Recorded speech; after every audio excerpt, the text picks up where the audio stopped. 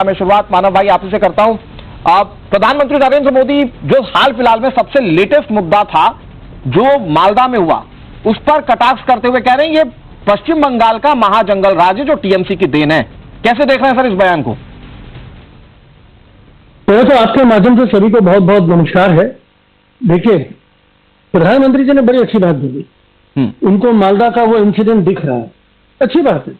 लेकिन क्या उन्होंने पूछा कि इलेक्शन कमीशन क्या कर रहा है? मॉडल कोड ऑफ कंडक्ट में डीएम 5 घंटे 7 घंटे नहीं पहुंच पाए, डीएम के खिलाफ क्या कार्रवाई हुई? उन्होंने ये इलेक्शन कमीशन का पूछा, भाई आप ठीक है, आप हमसे ऊपर है, इलेक्शन कमीशन निश्चित रूप से प्रधानमंत्री से भी ऊपर है, लेकिन उनसे उन्होंने पूछा या उन्होंने आग्रह किया इलेक्शन कमीशन पे, भाई देखिए बंगाल एक बहुत ही अद्भुत प्रांत है उनके अनुसार, तो यहाँ पे जिस तरीका का वातावरण है तो इसके लिए आपको बंगाल के बहुत सारे ऑफिसरों को रखना चाहिए था। हम रिक्वेस्ट करेंगे आपको कि ऑफिसरों को वापस बुलाएं, बंगाल को जो ज्यादा समझते हैं उनको उस जगह में वापस दे। अब जो यूपी बिहार आसाम भाई, आपको नहीं लगता कि बंगाल में आपके मुताबिक कि पश्चिम बंगाल को जो ज्यादा समझते हैं उन अधिकारियों को रखा जाए? आपको नहीं लगता कि आप चुनाव आयोग के जो अपने अधिकार है उसमें दखल दे रहे हैं? ये तो चुनाव आयोग तय करेगा ना कि चुनाव के दौरान कौन सा अधिकारी कहां प्लेस रहेगा। ये टीएमसी बार बार दबाव क्यों बना रही है अधिकारियों को लेकर? लोग कह रहे हैं टीएमसी अपनी सेटिंग करके बैठी अधिकारियों के साथ। अनुराग जी बहुत अच्छी बात आपने बोली। हाँ, तो ये आप मान लेते हैं कि इलेक्शन कमीशन को ज्यादा जानकारी, इलेक्शन कमीशन के नेतृत्व में सब कुछ हो रहा है। तो ये जो मालदा वाला इंसिडेंट है वो भी इलेक्शन कमीशन के नेतृत्व में हुआ है, उससे तो टीएमसी का कोई लेना देना नहीं है। लेकिन प्रधानमंत्री टीएमसी ने इतनी गुंडागर्दी मचा रखी पूरे पश्चिम बंगाल में कि वो ये मान ही नहीं रहे कि लोग हैं। प्रधानमंत्री ने अपने बयान में कहा, अपने भाषण में कहा कि वो टीएमसी के लोग थे जिन्होंने न्यायिक अधिकारियों को बंधक बना लिया था। ये देखिए, ये प्रधानमंत्री नहीं बोला है। अगर बीजेपी के मंच में है तो बीजेपी का प्रमुख प्रचारक है। नहीं, वो बीजेपी के प्रमुख प्रचारक हैं। हाँ, इसके लिए उन्होंने बोला है। देखिए, अगर प्रधानमंत्री बोले, देखिए मैं प्रधानमंत्री के जो गद्दी है, जो उसकी एक गरिमा होती है, मैं उनके बारे में नहीं बोल सकता। लेकिन हाँ, बीजेपी के प्रमुख प्रचारक ने जो बात कही है, तो भाई जो सीआईडी ने जिन लोगों को पकड़ा है वो एमआईएम और आईएसएफ के नेता थे जिन्होंने भड़काऊ भाषण दिया। अच्छा, जब वो भीड़ इकट्ठा हो रही थी, नहीं, जो भीड़ इकट्ठा हो रही थी अनुराग जी, तो वो भीड़ जो थी, जब इतनी भीड़ इकट्ठा हुई, उसमें एक्शन क्या था इलेक्शन कमीशन का? वहां के पुलिस वहां के डीएम को उन्होंने क्यों नहीं बोला?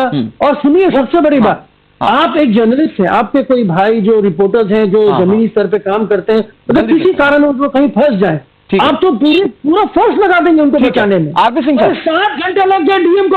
आरपी सिंह सर जवाब दे दीजिए। वो कह रहे प्रधानमंत्री ने पश्चिम बंगाल में महाजंगल राज की परिभाषा तो बता दी, इलेक्शन कमीशन पर सवाल क्यों नहीं उठाए? ये सवाल है मानव जी का। तो ममता बनाने के लिए किया गया। ठीक है, 10 सेकंड। मानव जायसवाल जी, तो मतलब बीजेपी के मुताबिक सारी गुंडागर्दी आप करवा रहे टीएमसी की? पश्चिम बंगाल में आप गुंडागर्दी करवा रहे हैं ताकि न्याय अधिकारी काम ना कर पाए? अनुराग जी, ये देखिए भयावह स्थिति, ये जो हवाई भराया हुआ है ना, ये बीजेपी मान ले रही है। बीजेपी ने मान लिया है कि भाई हम बंगाल जीतने वाले नहीं, क्योंकि बंगाल की जनता हमारे साथ नहीं है, क्योंकि ये प्री भूमिका है, क्रोनोलॉजी समझिए। ये 4 तो ममता दीदी भी बना रही है कि भाई ईवीएम में गड़बड़ी हो सकती है, वो भूमिका तो वो भी बना रही है। आरपी सिंह सर जल्दी से, वो कह रहे हार देखकर आप भूमिका बना रहे हैं। 10 सेकंड। मैं ये चैलेंज दे रहा हूँ, आपके बाद चुनाव के बाद बैठूंगा और इनको बुला लीजिएगा। भवानीपुर से ममता बनर्जी पर चुनाव हार रही है। चलिए ठीक है, शुभरास्ता जी। सपना हाँ ठीक है सर, ओके। बहुत चुनाव में बहुत सपने देखे जाते हैं मानव जी, कहीं पूरे होते कहीं टूट जाते हैं। मानव जी मैं फिर आ रहा हूँ, शुभरास्ता जी। लेकिन प्रधानमंत्री, ठीक है मानव भाई, जल्दी से भाई, आप लोगों के पास मुद्दे नहीं, इसलिए आप इस तरह से जनरलाइज मुद्दों को लाने की कोशिश कर रहे हैं। काम किया होता तो उस पर वोट मांगते, ये शुभरास्ता जी कह रही हैं। 20 सेकंड है, तो उसके बाद भाई के पास बंगाल में गुजारिए। बंगाल में जिस तरीके से आप पूरे देश में घूम सकते हैं। আমি বাংলা বলতে পারি,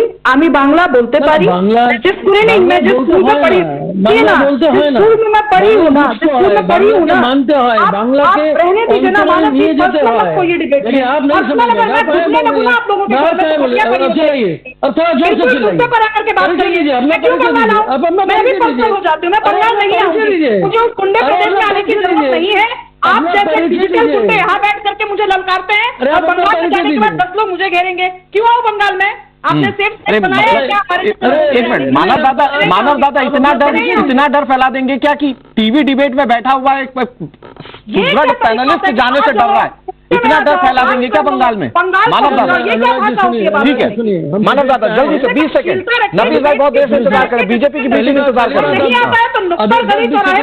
पहली बात, अब ये जो राष्ट्रवाद बोल के जो आती है ना, पहले तो उनको बोले राष्ट्रवाद में बंगाल भी उनका अंतरिम हिस्सा है। दूसरी बात, पहले इनको बोले थोड़ा चुप करने के लिए। अब मैं कुछ बोल दूंगा, किसियाई दिल्ली खंबा नोचे, अरे किसको समझाना है? आपको दिक्कत है ना? किसको समझाना है? मैं कह रहा हूँ 20 सेकंड दे देते हैं, 20 सेकंड दे देते हैं। अनुराग जी, क्या आपकी अद्भुत है, क्षमता ही नहीं है सुनने की, क्षमता ही नहीं है, खिसियाई हुई है। अरे खिसियाई हुई देखिए, आपको कहीं का प्रवक्ता नहीं बनाया जाएगा, आप कल भाजपा की प्रवक्ता नहीं बन पाएंगी, आप भाजपा के लिए टिकट नहीं मिलेगा। यहाँ पे आकर ठीक है, ओके 20 सेकंड। मानव भाई जल्दी से कंक्लूड कीजिए। नफीस भाई बहुत देर से इंतजार कर रहे हैं। मानव भाई देखिए, वो बीजेपी की तरफदारी करते हुए तो मुझे बीजेपी की टिकट की बात करें। अब देखिए, जो मेन टॉपिक है, जो एसेंस है आपके डिबेट का, वो कह रही है हार दिख रही है, तब आप सारे विकल्प तलाश रहे हैं। क्या ममता बनर्जी के प्रवक्ता विकल्प तो इनके पास तो है नहीं, क्योंकि बंगाल में एक ही विकल्प है, वो ममता बनर्जी। दूसरी बात, कई बार ये जिस तरीके से हमारी रिपोर्ट कार्ड तैयार हुई है, स्वास्थ्य साथी, सबुज साथी, कन्याश्री, रूपश्री, लक्ष्मी भंडार, और जिस तरीके से जो न्याय, जो आपके जी थोड़ा सा भी नहीं होगा। अरे वो भौंकते नहीं। अच्छा ठीक है, मानव जी 1 मिनट, आप दोनों रुक जाइए, ओके हो गया, ठीक है। सुभाष ना मानव जी बोल रहे ना आप बोल रहे हैं, ठीक है। मेरा बोलेगा किस प्रकार की बात बोली? आरपी सिंह कुछ बोलेंगे चलेगा नहीं ना? क्या बोलेंगे ना? अरे आइए थोड़ा लड़िए दोनों जन, परिचय बीजेपी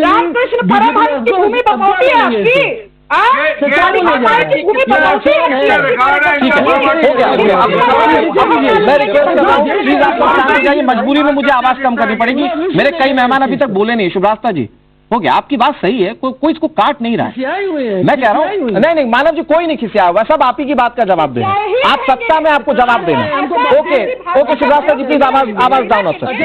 नफीस भाई तो संविधान का सम्मान तो करना पड़ेगा। मुद्दे पर बोलेंगे, बंगाली इलेक्शन पर बोलने नहीं रहता, चुनाव होने चाहिए। मानव जी मैं तो अपने नेता और सभी दलों से कहता हूं, चुनाव का मानव जी मेरे पास डिबेट के सेकंड फेज में कुछ ही लिमिटेड मौका है। मैं सिर्फ एक मुद्दे पर बात करना चाहता हूं, जिसको शुभरास्ता जी ने कहा, हार का डर दिख रहा है तभी ईवीएम पर ठीकरा फोड़ा जा रहा है। हार का डर दिख रहा है तभी बंगाली मानुष को यह डराया जा रहा है कि भैया ये आपकी मीट मांस भी छीन लेंगे या बंगाली संस्कृति को खत्म कर देंगे। यह डर दिखाने की वजह इसलिए क्योंकि ममता बनर्जी को आज हार दिख रही है।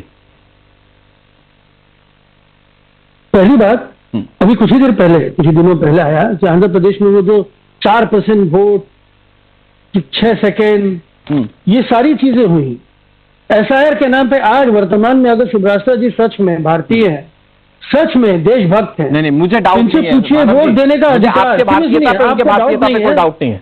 नहीं सुनिए, मेरे प्रश्न को खत्म होने दीजिए अनुराग जी, थोड़ा संयम रखिए। आप आपको मॉडरेट करना पड़ेगा, सीधा बोलेंगे जल्दी कुछ नहीं होता है। तो सीधी बात मैं करता हूँ, सीधी बात मैं करता हूँ, मैं वो जिलेबी वाली बात नहीं करता। अगर किसी भी व्यक्ति का जेन्युइन वोटर, जेन्युइन वोट से वो अगर वंचित रहता है, तो क्या ये देश के नाम पे कलंक हुआ कि नहीं है? आप एसआईआर करते हैं, अब इतने बड़े राज्य का एसआईआर मानव भाई गलत बात, और वो जेन्युइन वोटर आप जो संभावित कानूनी विकल्प हो सकते थे सुप्रीम कोर्ट तक जा चुके हैं, कर रहे हैं। तो ट्राइब्यूनल क्या, फिर भी देश की जनता को गुमराह कर रहे हैं। मानव भाई एक सवाल का जवाब दीजिए, एक लाइन में एक सवाल का जवाब दीजिए। ये डर दिखा के वोट क्यों ले रही थी? बंगाली भाषा नहीं बोलने देंगे, मीट मछली नहीं खाने देंगे, ये डर दिखा के वोट क्यों मांग रही है? एक लाइन। बिल्कुल सबसे सिंपल सी बात है, दिल्ली में मछली पट्टी वाले जो इलाके हैं, वहां पे मंदिर के पास मछली बिकता है, उसको आप बंद करवाते हैं। भाजपा की सरकार है। राजस्थान में हमारे बंगाली मजदूर काम कर रहे थे, उनको मार के भेज दिया गया कि बांग्लादेशी है। अरे सुनिए ना, एक औरत जब जंगल राज की बात होती है, सुनिए तो टीएमसी के मुल्ला साहब के बयान को याद कीजिए। वो टीएमसी के मुल्ला साहब कहते हैं कि बन जाने दीजिए एक बार हमें, वो रोलर चलवा देंगे, ये उनका बयान है। ये टीएमसी के नेता शुभरास्ता जी जल्दी से अग्रुद्दीन की बात यहाँ पर उठाना, ठीक है। मानव भाई प्रदेश में भी चुनाव हैं, उत्तर प्रदेश में भी चुनाव एसआईआर की प्रक्रिया वहां भी चली। समाजवादी पार्टी के अपने लीडर्स ने अपने कार्यकर्ताओं को कियोस्क बिठा बिठा करके एसआईआर की प्रोसेस पूरी करवाई। टीएमसी ने क्यों नहीं करवाया? जब टीएमसी को लगता है कि ये सब जेन्युइन वोटर्स हैं, तो क्यों नहीं टीएमसी के कियोस्क हम देखते हैं एसआईआर को लेकर के? क्योंकि ये जानते हैं ये बांग्लादेशी घुसपैठ की जो बात है, इसको इतना नजरअंदाज मत कीजिए। डेमोक्रेसी की डेमोक्रेसी बदल गई वहां पे। सवाल क्यों अब क्यों मिर्ची लग रही है मानव जैसा? क्योंकि आपकी ममता बनर्जी पे सवाल पूछा जा रहा है, क्योंकि आप लोगों ने ब्यूरोक्रेसी को जैसे ठीक है नफीस भाई, माफी। शिवराज जी बहुत बहुत शुक्रिया। मानव भाई, जगदीश शर्मा जी और हमारे साथ जो आरपी सिंह थे, सर आपका सभी का बहुत बहुत शुक्रिया। पश्चिम बंगाल में चुनावी बिसात बहुत दिन से बिछाई।